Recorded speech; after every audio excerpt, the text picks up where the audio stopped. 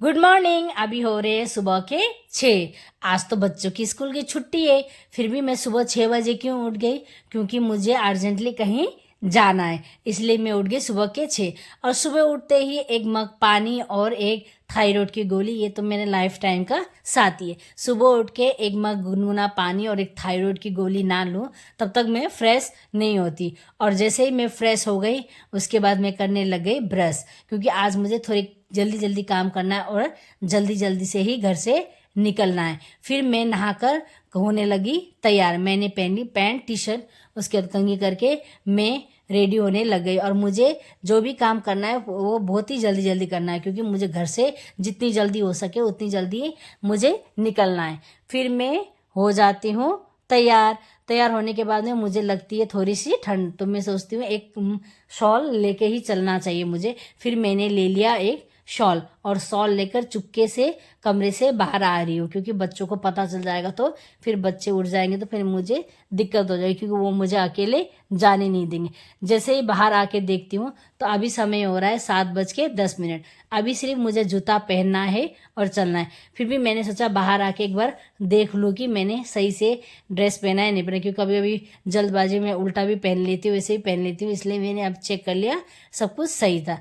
फिर मैं बनाने लग गई चाय, क्योंकि दूध वाली मैंने सोचा कि अगर अब मैं निकल जा सकती थी, लेकिन मैंने सोचा कि अभी निकल जाऊंगी, थोड़ी देर बाद में दूध वाली आंटी आएगी, वो नीचे गेट खटखटाते रह जाएगी, और जो सोने वाले वो तो 9 बजे से आगे उठेंगे नहीं, और वो नहीं उठेंगे तो फिर दूध वाली आंटी खटखटाते हुए परेशान हो जाएंगी। फिर मैंने दूध ले लिया, फिर दूध वाली आंटी के साथ में ही मैं निकल गई, और हम दोनों आराम से बातें करते हुए जा रहे हैं। दूध वाली आंटी मुझे हमेशा बेटी बेटी बोल के बुलाती है, और जब हम दोनों मिल जाते हैं तो इतनी खूब सारी बातें करते हैं, मैंने हम दोनों की बहुत अच्छी बॉन्डिंग बन चुकी है। उसके बाद मैं पहुंच जाती हूँ पीपल चौक पे। जैसे ही पीपल चौक पे पहुंच जाती हूँ, मुझे आज कोई भी बस या ई रिक्शा या टेम्पो टेम्पो मिलने वाला नहीं है, क्योंकि आज सारी सवारी बंद हो गई है। तो मैं निकल जाती हूँ जल्दी जल्दी ऑटो से। और जैसे ही मैं मेट्रो स्टेशन पहुँचती हूँ, अभी बज जाता है समय 8 बज जाता है, उसके बाद में मैं मेट्रो से जा रही हूँ। आज क्यों नहीं मिलेगी सवारी? क्योंकि आज है बागेश्वर बाबा की पैदल पद यात्रा, और ये यात्रा शुरू हो रही है छतरपुर मंदिर से लेके वृंदावन तक।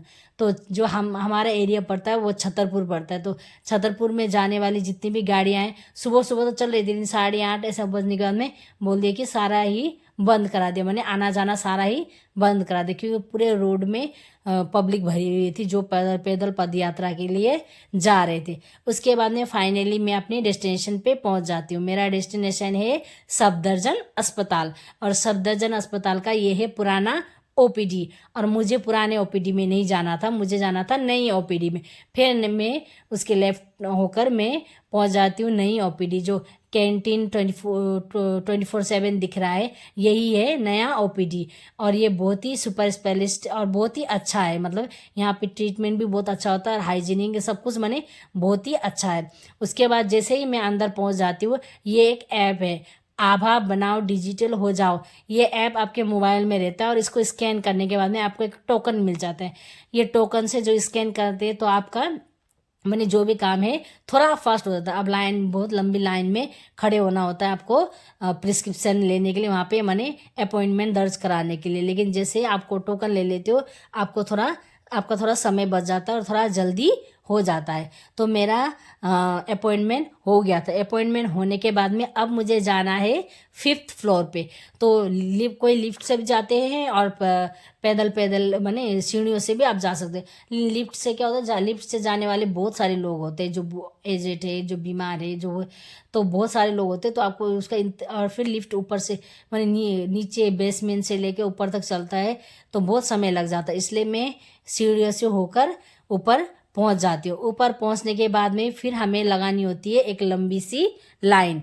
क्या करने के लिए? वहाँ होती है लंबी सी लाइन आपको फाइल लेने के लिए।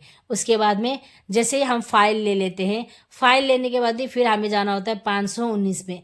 519 में भी बहुत लंबी लाइन का सामना करना पड़ता है।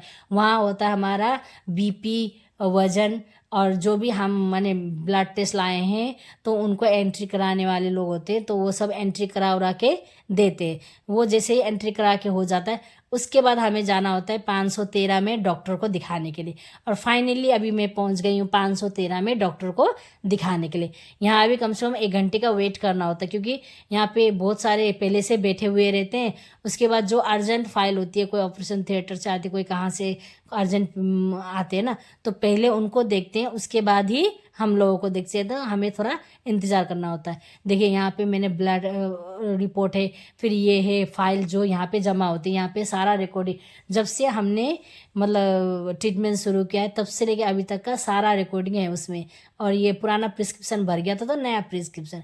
डॉक्टर दिखाने के बाद में मैं आ जाती हूँ सीधा कैंटीन में, और मैं ले लेती हूँ एक डोसा, क्योंकि मुझे तब तक लग गई थी भूख। मैं हमेशा ऐसे ही करती हूँ कि डॉक्टर को दिखाने आने के बाद 10, 11, साढ़े 11 हो जाता है तब। उसके बाद मैंने ले लिया है 2 जूस। ये 2 जूस मैं ले रही हूँ पैसन को। पैसन है मेरे फेसबुक फॉलोअर्स हीरा उपाध्याय, उसके बेटी की तबीयत ख़राब थी। तो जैसे मैं अस्पताल गई तो मैंने उनसे कांटेक्ट किया, तो वो बोले अभी भी एडमिट है। तो मैंने सोचा मिल के चली जाती हूँ। फिर मैं उनके लिए जूस ले गई, और वो एमरजेंसी चिल्ड्रन एमरजेंसी वार्ड में थे, तो जाकर उनसे मिल लिया, थोड़ी देर बैठ के बातें उतें कर लिया। उसके बाद मैं अब वापस रिटर्न जा रही हूँ। रिटर्न जाने के बाद में मैं चली जाती हूँ लाइब्रेरी में मुझे बच्चों का बुक एक्सचेंज करना था। मैंने आपका 1 मंथ कंप्लीट होने के बाद में आपको बुक वापस करना ही है, चाहे आप पढ़ो चाहे ना पढ़ो।